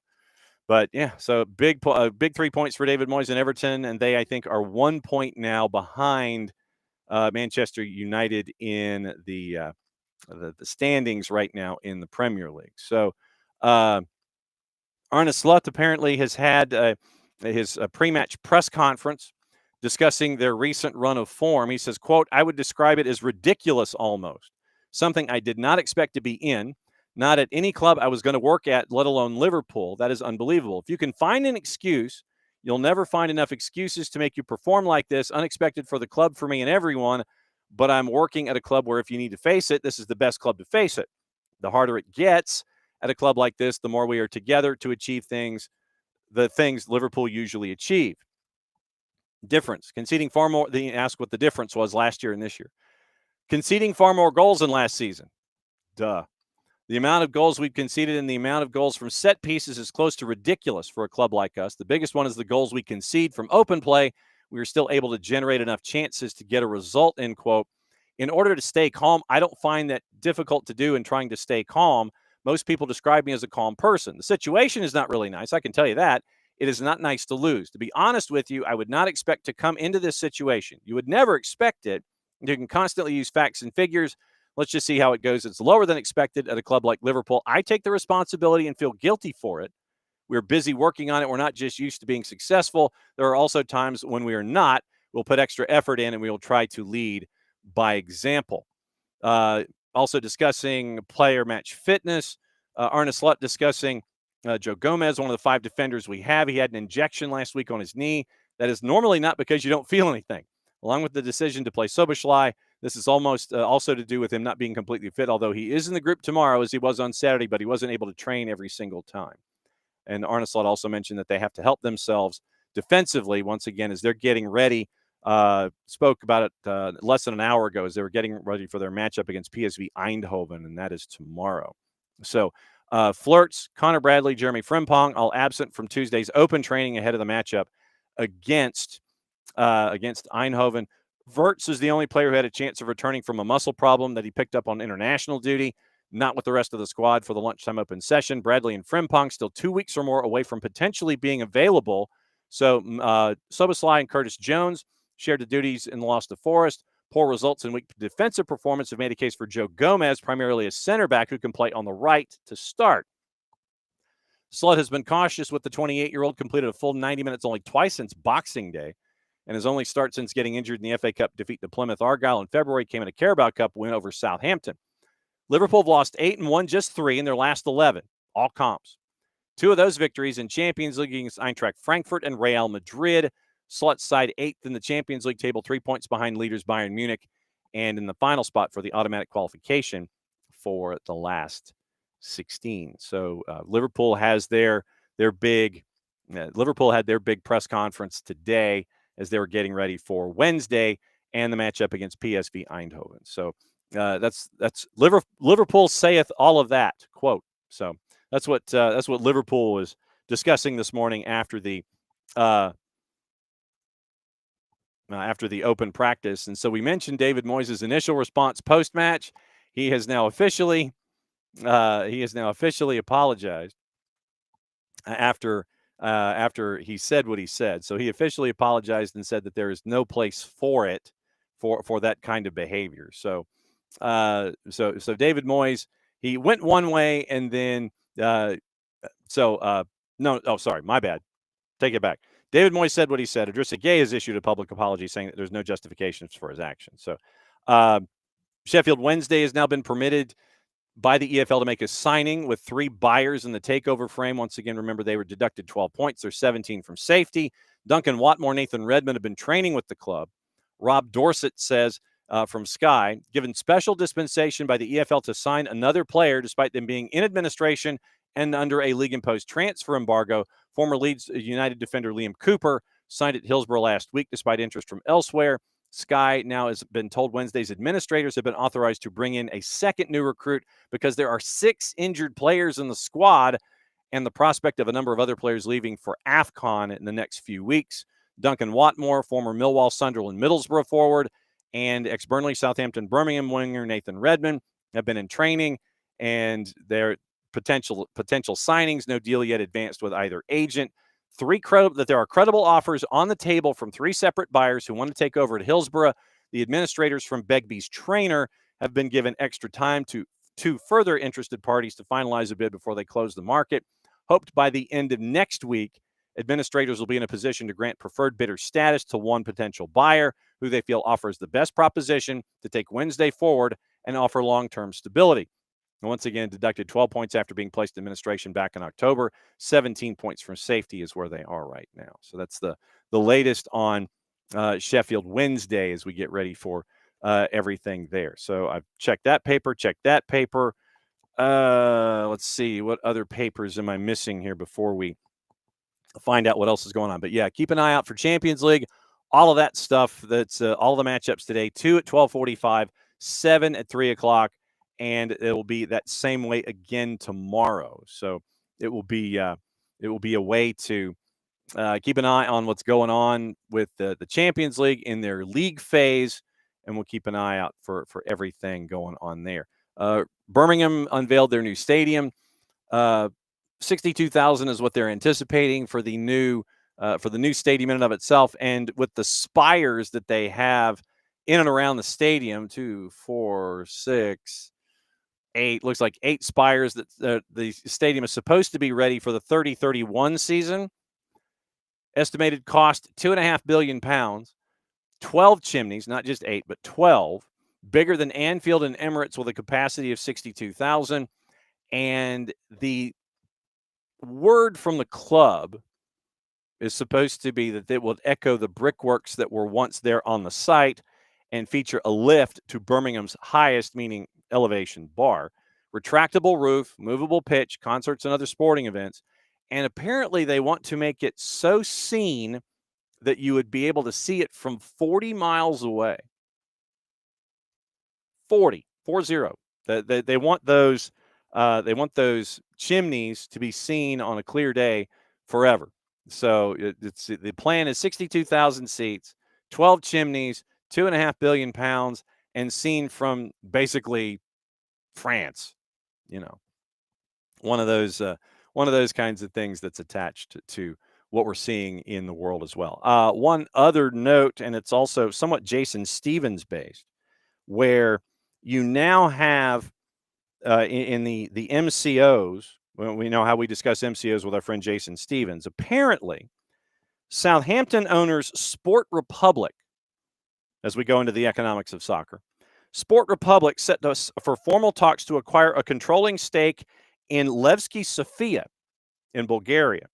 On November 14th, the company sent out a formal letter to PFC Levski outlining a proposal and desire to discuss the next steps. A few days later, Levski's president, Nasko Sirikov, sent a reply to Sport Republic confirming the club's readiness to enter into negotiations. Levski would become the 5th club in the multi-club model after Southampton, Turkey's Göztepe, Valenciennes of France, and Mali's FC Kora. The official letter from Sport Republic expressed a clear vision, also referenced previous discussions, highlighted the benefits of integrating Levski Sofia into the structure. It would provide, quote, immediate access to our wealth of industry experience, specialized scouting systems, best operating practices, and further enhance the development of the club. So basically, it's like, we got stuff in place that could help you out, and you need to be a part of our group. Firm proposed a meeting to arrange and to conduct a legal, financial, tax analysis, meaning due diligence, after which they would formalize the acquisition and investment offer in the club.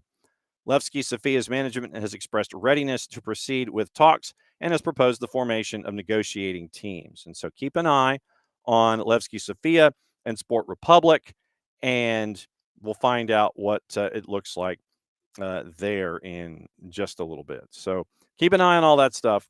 And we will obviously keep an eye out for anything and everything that's attached to the economics of sport, like we always do. So I'm trying to see if there's anything else that I might have missed last night that we need to get into before we send everyone on their way and we get you ready for anything and everything going on in the world of soccer today. And we'll be back at it again, 9:05 tomorrow. So once again, remember, tomorrow it is Tyler joining us pre-Thanksgiving. We'll find out what's going on with Tyler. We will also find out what's going on at Life University on the men's side as they are chasing after a title in the NAIA tournament.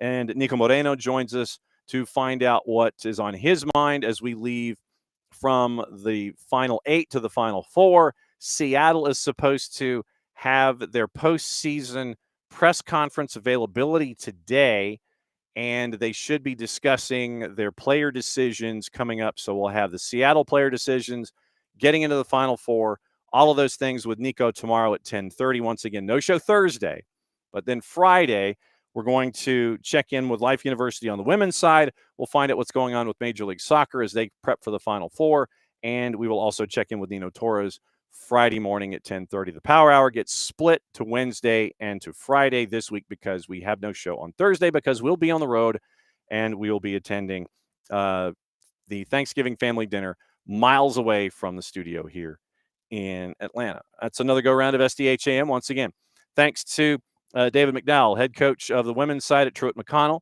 Thanks to Sharon Bollenbach, the executive director for the FIFA World Cup 26 committee in Toronto, getting all of that intel as we start that series here on SDH. Also, thanks to Kaylor Hodges in the USL show. Thanks to KCD, and where she be hopefully will be safe and a safe environment where she gets there safely, gets to have a lot of food and a lot of fun and hang out with her dad. So that is another go round of the show today. Back at it again in less than 22 hours. And since it is the end of the show, that means that I get to do this, and we'll be back at it again tomorrow morning, 9:05 Eastern, day before Thanksgiving. But we got a lot of stuff to talk about in the colleges, a lot of stuff to talk about in the pros, a lot of stuff to talk about with everything going on here in the world of soccer. And thanks to all of you guys for hanging out with us. Mucha platial, play it safe. Since it is the end of the show, means we get to do this. Back at it again, 9:05 tomorrow morning. See you.